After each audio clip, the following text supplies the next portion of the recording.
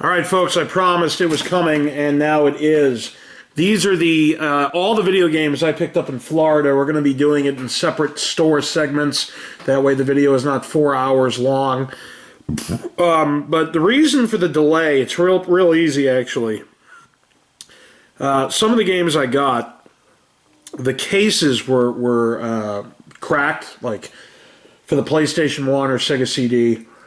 PS1, things of that nature. The cases were cracked, and when I have my collection, some of the cracked cases are okay. I'm not a pristine collector for the most part. You know, it doesn't have to be like exact, but if it's a gigantic crack, then I can't have it, obviously. So the problem is I don't really know how to take a case off and put it back on. And I usually go to J Street in the Lanesboro Mall there, and they usually do it for me for free. But the last couple times I had gone there, there wasn't an employee there who knew how to do it or wanted to do it or whatever the case is. So I could have done this video literally as soon as I got back had I been able to do this, but obviously I didn't. So tonight I actually got home from work and I said, okay, let me see if I can do it myself. And it's easy for the front of the cases. Like for the front of the cases, it's really not that hard. What I was worried about is if the case on the back had a crack, how am I going to get the case out and then move the liner, the video game liner out of there and then put it back in? I didn't know if I'd be able to do that.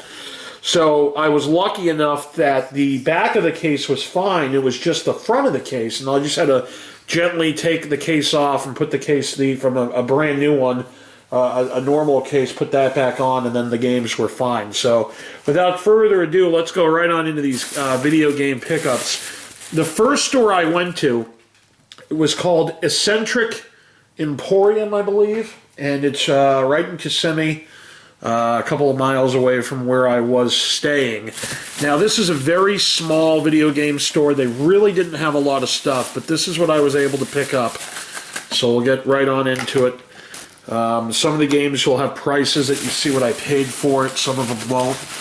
But I was able to get a couple things here. Not really some awesome stuff, but, you know, stuff that I needed anyway to complete my collection. So it's called Eccentric Emporium, I believe. Let me just see here. Yeah, Eccentric Emporium. It does not have the... Does it have the address? Yeah, 712 North John Young Parkway in Kissimmee, located in Bermuda Center Plaza. So, without further ado, let's go right on into this. And I'll show you the sign, or not the sign, but the business card of the place. And if you complete 10 goes, you get $15 off your next purchase. Obviously, I'm not going back there, so I'll do some advertising for them there. So anyway, that's Eccentric Emporium. So this is what I was able to grab. First up, for the Nintendo DS, I picked up Lego Indiana Jones 2, The Adventure Continues from LucasArts. Obviously, these games do not come in these cases. I bought the cases just to put them in.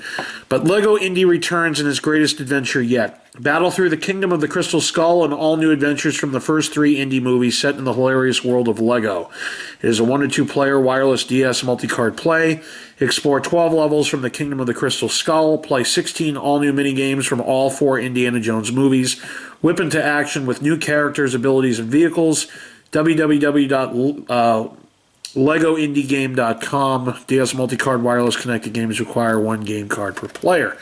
So from LucasArts and TT Games, Telltale Games, we have Lego Indiana Jones 2, The Adventure Continues. So I was able to pick that up there. Okay, let's put that there. Next up, let me move this downwards. I was able to pick up for the PlayStation 2 Lego Star Wars the video game for $7 from Eidos. Eidos made this one. All the characters, all the action, all the fun. You can play Episode 1, Episode 2, and Episode 3. Battle your way through Episodes 1, 2, and Episode 3, Revenge of the Sith. Lightsaber duels, blaster battles, special moves, and starfighter chases. Use the Force to move and transform Lego objects, overcome obstacles, and defeat your enemies.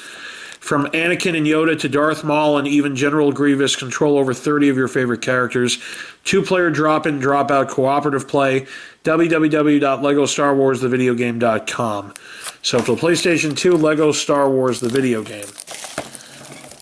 Next up, for the original Xbox, I was able to pick up The Chronicles of Riddick: Escape from Butcher Bay. I remember when this game came out, it got rave reviews, at least from Game Informer. It's from Vivendi Universal Games. Best looking Xbox game we've ever seen, and we've seen them all. This is official Xbox magazine. There's a stupid sticker on the top there. But Vin Diesel's likeness and voiceover. You are Riddick, the most wanted man in the universe, in an original story set before the events in Universal Pictures' The Chronicles of Riddick, starring Vin Diesel, and the breakout hit Pitch Black, which first introduced the enigmatic anti-hero Riddick. Make a dramatic escape from Butcher Bay, the galaxy's deadliest prison, in this intense fusion of first-person shooter, fighter, and stealth adventure. So you have normal mapping technology, creates vivid, intense environments. Trademark Eye Shine enables you to see in the dark. Revolutionary design for seamless integration of stealth moves and tactics. Brutal hand-to-hand combat with fists or shivs. So again, from Microsoft, Vivendi Universal, Chronicles of Riddick: Escape from Butcher Bay. Next up, for the PS1, I was able to finally pick this up. Monopoly, Parker Brothers real estate trading game from Hasbro Interactive. Monopoly comes to life. New token and property animations, enhanced rule variations, real-time game board rotation, multiplayer link options, supports the mouse for the PlayStation game console.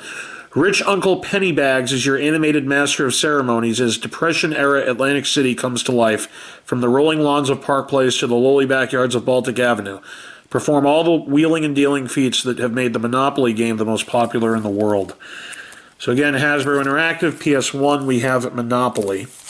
And lastly, at Eccentric Emporium for the Sega Genesis Complete, I was able to pick up Tasmania. From Sega, Taz's Fast Blast Snack Attack. Watch Taz's Dust, that spinning superstar with the short fuse and gigantic appetite.